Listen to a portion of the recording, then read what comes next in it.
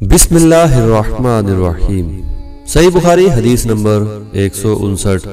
حضرت عثمان بن عفان رضی اللہ تعالی عنہ نے پانی کا برتن مانگا اور لے کر پہلے اپنی ہتھیلیوں پر 3 مرتبہ پانی ڈالا، پھر انہیں دھویا۔